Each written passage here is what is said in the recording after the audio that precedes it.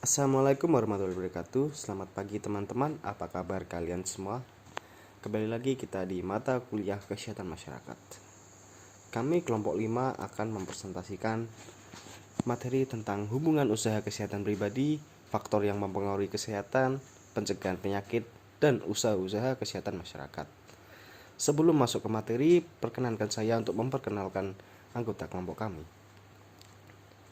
Yang pertama ada Bagas Adika Daniswara, yang kedua ada Adela Putri Amalia, yang ketiga ada Riko Saitapi Wibowo, yang keempat ada Alfiani Rizkia Mawantika Saputri. Ya, langsung saja ya ke materi. Hubungan usaha kesehatan pribadi. Usaha kesehatan pribadi merupakan satu daya upaya dari diri seseorang atau individu dalam menjaga, memelihara, dan meningkatkan derajat kesehatan baik secara fisik, mental, sosial, maupun ekonominya. Untuk macam-macam usaha hubungan kesehatan pribadi yaitu ada 1. Cara hidup yang terkoordinasi, 2. Memelihara kebersihan lingkungan, 3. Makanan yang bergizi dan sehat, 4. Meningkatkan daya imun tubuh, 5. Menghindari terjadinya sakit dan penyakit, 6. Meningkatkan taraf ilmu dan rohani, 7. Memfasilitasi lingkungan rumah dengan fasilitas yang menjamin kesehatan, 8. Melakukan general check up. Kegunaan kesehatan pribadi untuk masyarakat. Yang pertama, sakit atau orang yang berpenyakit merugikan masyarakat, artinya menjadi beban, masalah, dan mempengaruhi kondisi ekonomi mikro maupun makro. Yang kedua, dari segi epidemiologi, artinya dapat mengancam kesehatan individu maupun komunitas di sekitarnya. Yang ketiga, meminimalisasi infected individu, artinya mengurangi beban masyarakat dan sumber penularan penyakit. Yang keempat, individu yang sehat dapat memberikan kontribusi positif terhadap komunitas maupun negaranya. Faktor-faktor yang mempengaruhi kesehatan. Ada 4 faktor yang mempengaruhi kesehatan masyarakat, yaitu lingkungan, perilaku, pelayanan kesehatan, dan keturunan. Yang pertama ada lingkungan. Lingkungan ini meliputi lingkungan fisik, baik natural atau buatan manusia, misalnya sampah, air, udara, dan perumahan. Dan ada juga sosiokultur seperti ekonomi, pendidikan, dan pekerjaan.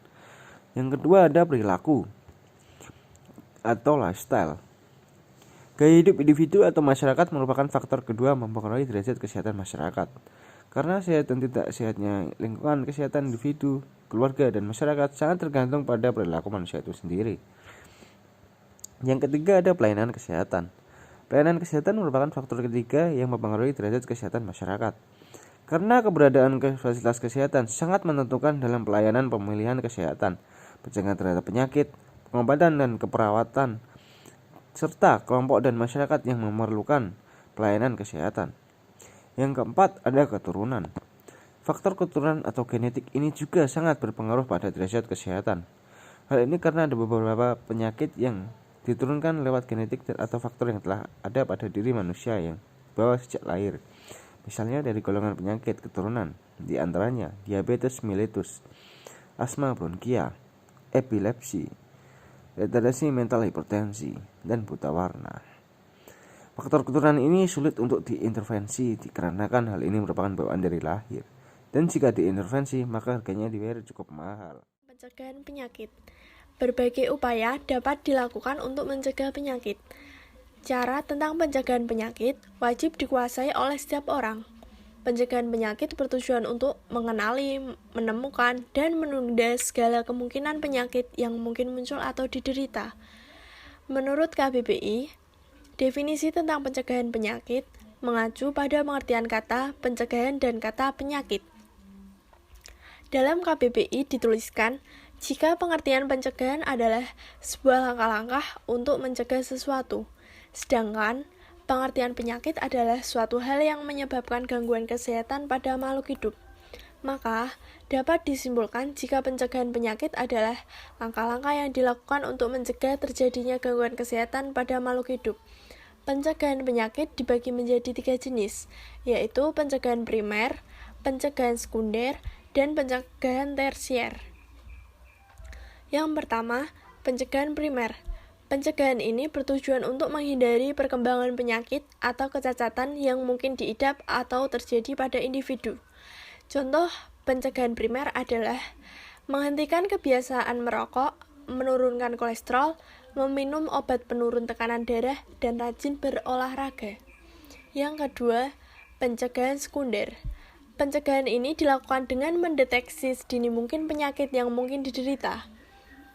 Hal ini dilakukan agar penyakit ini tidak semakin parah atau terjadinya komplikasi. Selain itu, pencegahan sekunder juga dilakukan untuk meminimalisir terjadinya komplikasi dan kecacatan sebelum penyakit semakin parah. Contohnya pencegahan sekunder adalah melakukan pemeriksaan secara mandiri atau ke dokter untuk individu yang mempunyai gejala penyakit kronis. Yang ketiga, pencegahan tersier. Pencegahan tersier bertujuan untuk mengurangi berbagai dampak negatif yang mungkin terjadi dari suatu penyakit. Pencegahan ini dilakukan untuk meminimalisir komplikasi dan meningkatkan kualitas hidup penderita penyakit. Contoh pencegahan tersier adalah rajin mengkonsumsi obat yang diberikan dokter. Pencegahan penyakit dilakukan untuk mencegah segala kemungkinan buruk yang mungkin terjadi. Hentikan kebiasaan buruk agar terhindar dari sebagai penyakit mematikan. Selalu jaga kesehatan dengan rutin berolahraga serta mengonsumsi buah dan sayuran.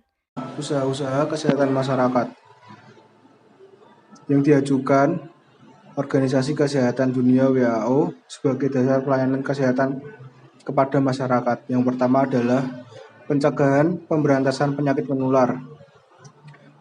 Adalah penyakit yang dapat dipindahkan dari satu orang atau hewan sakit, dari servior ataupun dari benda-benda yang mengandung bibit penyakit lainnya ke manusia yang sehat.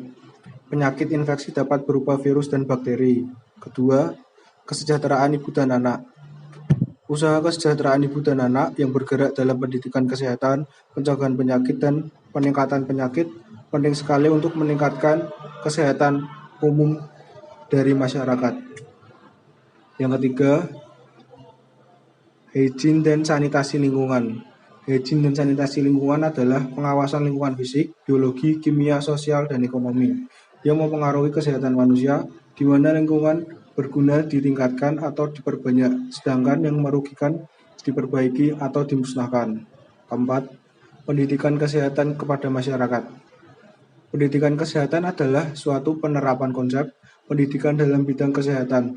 Konsep pendidikan kesehatan adalah suatu proses pembelajaran yang berarti di dalam pendidikan terjadi proses pertumbuhan, perkembangan, dan perubahan ke arah yang lebih dewasa.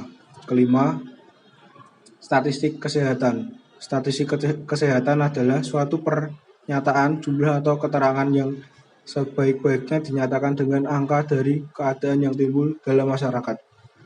Keenam, perawatan kesehatan masyarakat.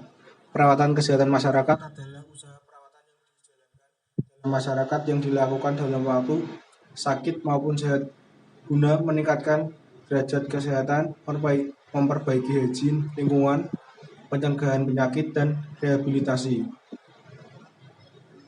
Pemeriksaan, pengobatan, dan perawatan merupakan suatu tindakan dalam segala kegiatan yang berkaitan dengan kesehatan masyarakat. Terima kasih.